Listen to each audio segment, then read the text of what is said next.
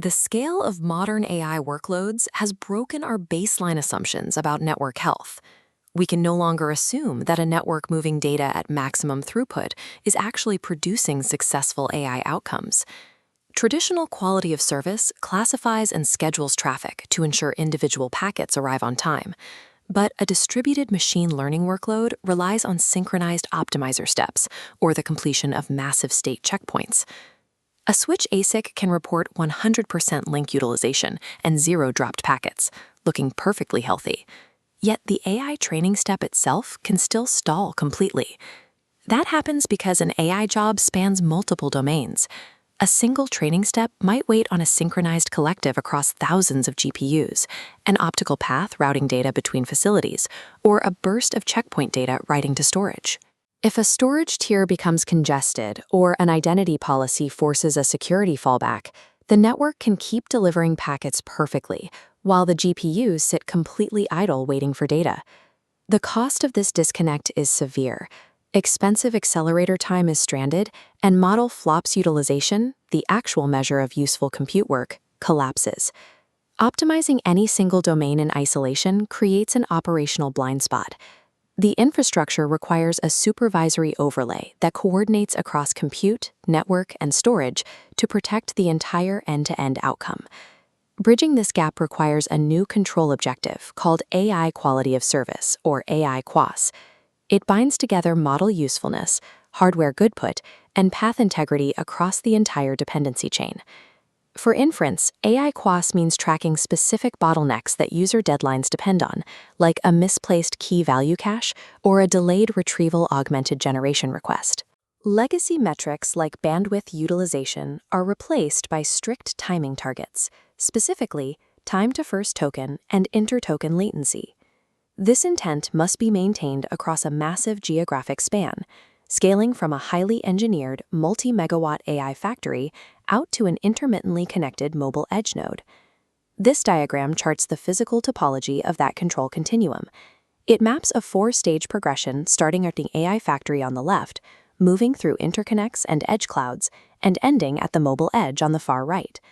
While preserving a unified AI intent across this entire span is mandatory, attempting to control it with a single centralized system introduces an immediate catastrophic physical limitation. The immediate engineering trap in designing an AI network overlay is assuming a centralized global brain should dictate routing for every individual packet. Modern ASICs operate at 102.4 terabits per second, making forwarding decisions in 250 nanoseconds. It is physically impossible for a remote machine learning model to outpace the raw silicon. True scale requires control authority to be partitioned by time horizons. Notice the nanosecond and microsecond intervals on the left. Actions like packet spraying must remain hard-coded within local ASICs. Instead, our focus moves to the center, operating in the millisecond to seconds range. This is where the Predictive Tensor Control Plane, or PTCP, operates as a global slow path. It synthesizes telemetry to anticipate workload phase changes seconds or even minutes before they occur. Rather than managing packets, it predicts behavior.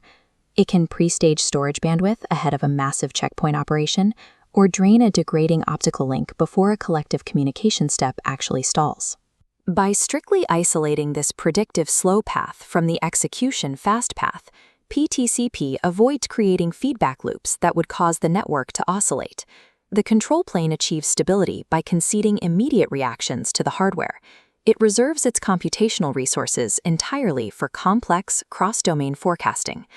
Forecasting requires tracking the joint state of every facility, GPU queue, optical link, and security policy globally. This introduces the curse of dimensionality. A dense state tensor indexing these variables grows multiplicatively, rapidly expanding until the sheer volume overwhelms the system. The mathematical solution is to factor this massive tensor into a chain of lower-order cores. This specific compression technique is called the pattern-of-life tensor train model. Provided the effective mathematical rank remains bounded, this tensor train decomposition exponentially reduces the required storage and computational load. The system applies an analytical layer derived from Tensor Network Quantum Gravity, or TNQG.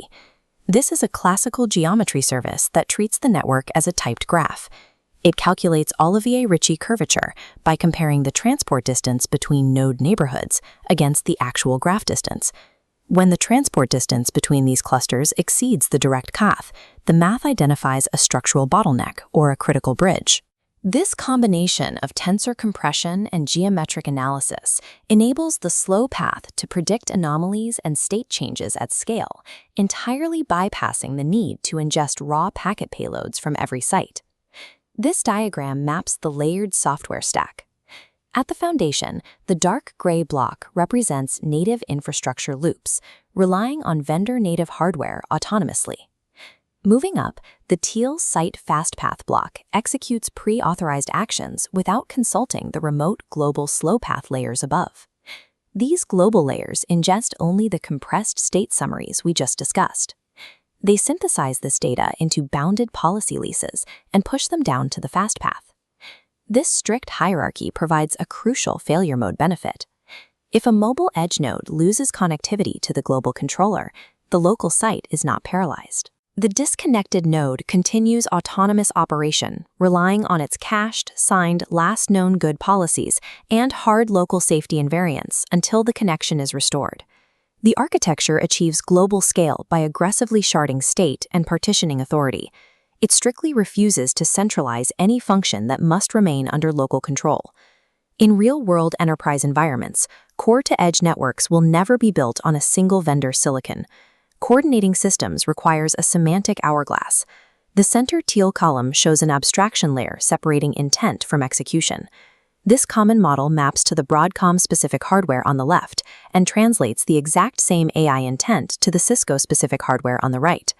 The overlay does not replace native security mechanisms like Cisco Hypershield or Broadcom vDefend. It coordinates unified infight and cross-government to ensure policies don't conflict.